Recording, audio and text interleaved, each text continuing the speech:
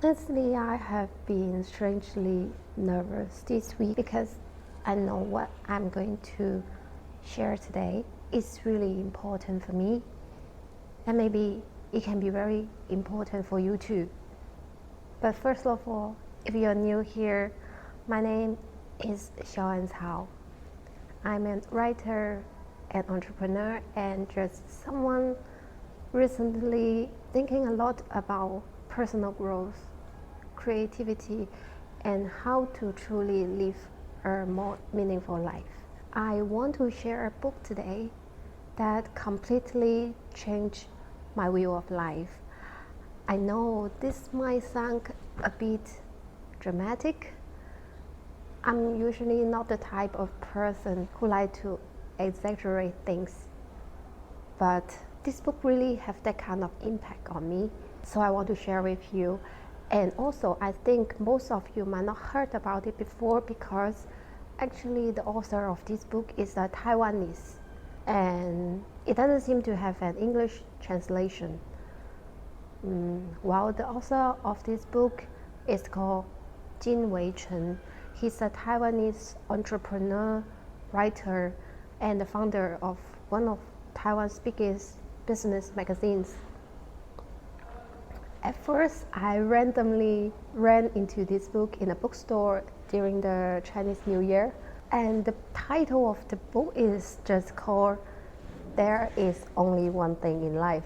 So at that time, honestly, I just thought, oh, this is another book like the chicken soup type motivational bestseller. Strangely, later, my younger brother recommended to me, and eventually on the podcast, I listened to the author of this book, Mr. Jin, talks about some ideas from the book. And at that point of my life, I just started to be more reflected on the topic like personal growth, spirituality, because this year I actually have been through some difficult situations in my life. Illness in my family, struggles in my business, emotional ups and downs.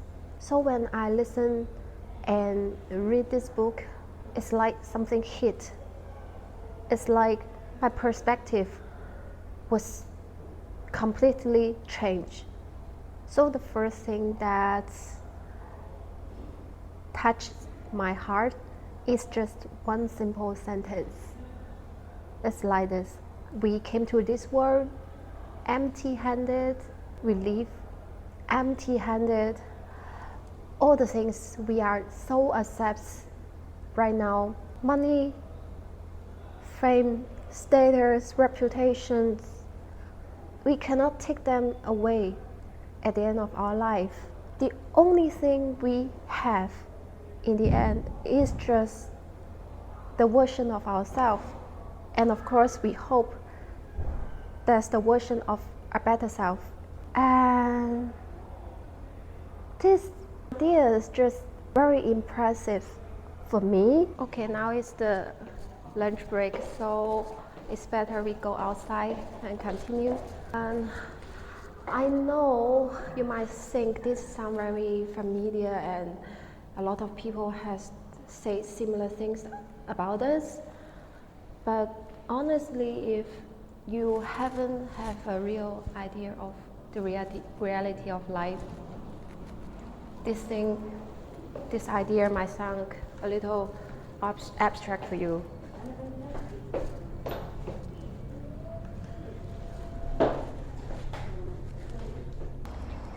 And I think the reason why I am finally understood this is because recently I was strangely obsessed with reading obituaries at the New York Times. Yes, not news, just obituaries. So I saw every day there are people from different backgrounds, different professions, different ages live this world in a completely different ways. So I starting to think of myself. At the end of my life, what do I want to leave behind? Do I want people to remember how much money I made? How big is my company? And how successful I look? Well, I don't think so. I want to leave behind something more meaningful. My work, my creation, something just can help people with, and something, it's a kitty, something that can make the world a little warmer just because I existed. I think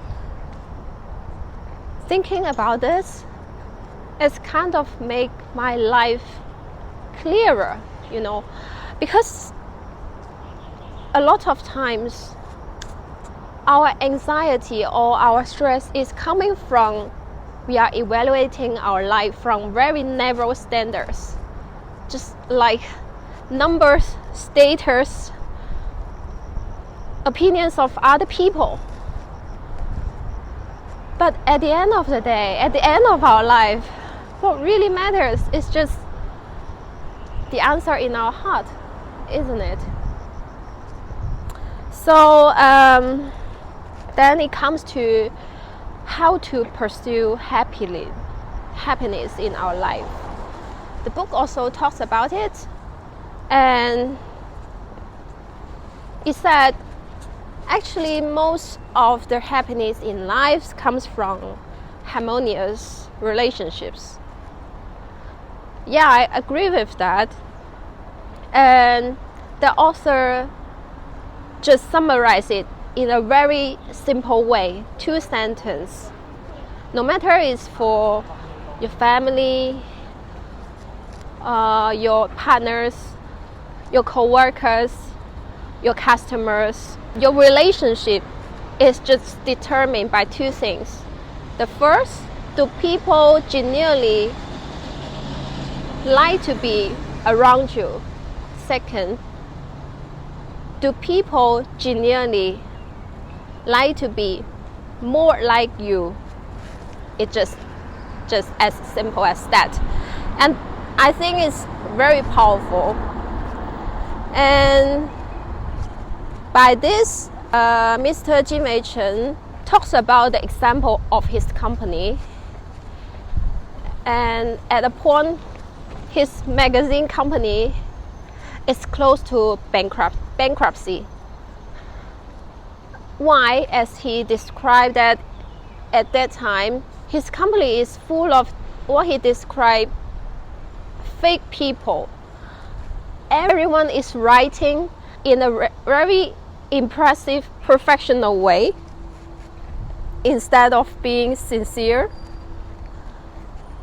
And just when this crisis came, the mindset of people begins to change, and they just stopped pretending and begins to write more honestly, simply, and just write whatever they cares about. You guess what happened? Then the readers felt closer to them, and sales increased, their company thrived. It's just as simple as that. Especially for the difficult times as now, many business, especially small business like mine, we are struggling.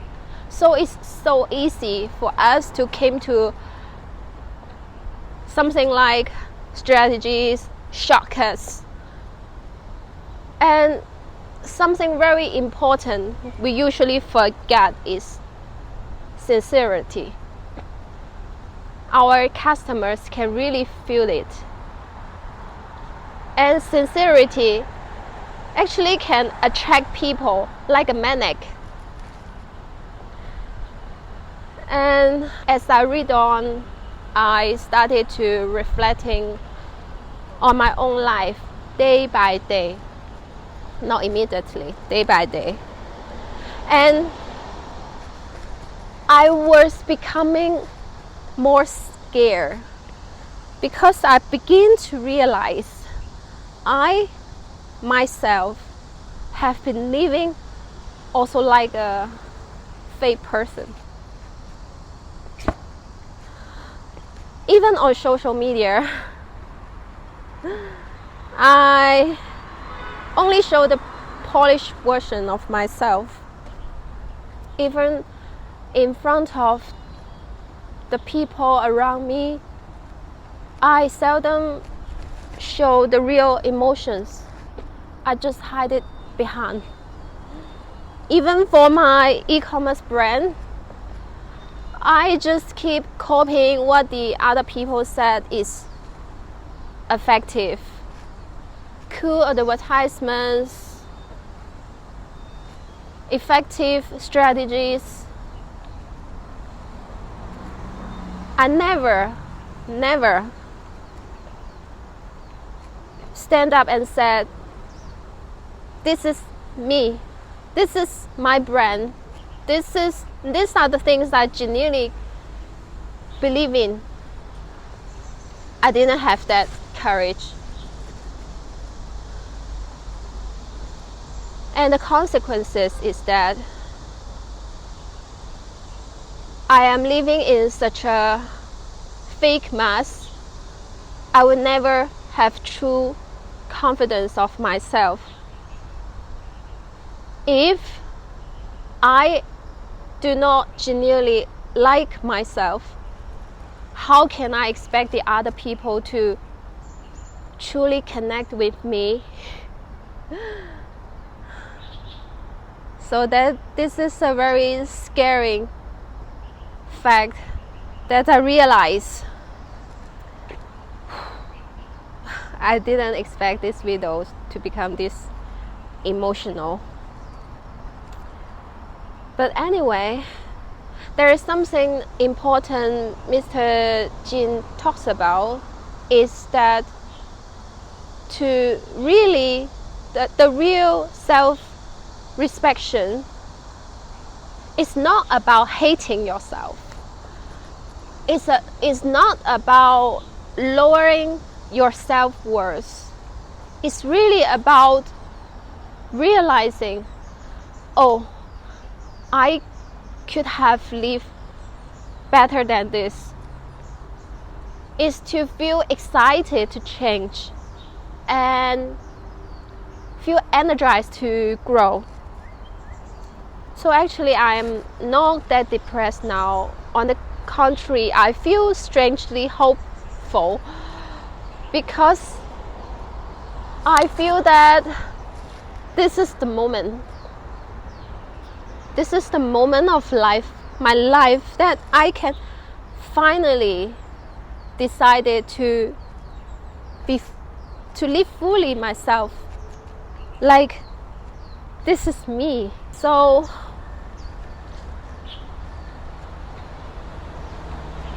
just like this video is like a proof of this change, because I never show my vulnerability at public like now. This is the first time. I'm quite happy for this version of myself. I feel lighter, and from my point of view, I think as we grow older, we shall live lighter instead of heavier. We should live more real, not more fake.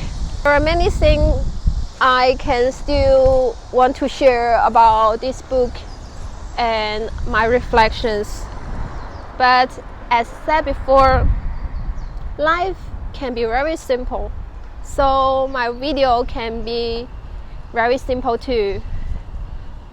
We have time. Slowly, little by little, we believe, let's become a better version of ourselves, and I will see you soon. Bye bye.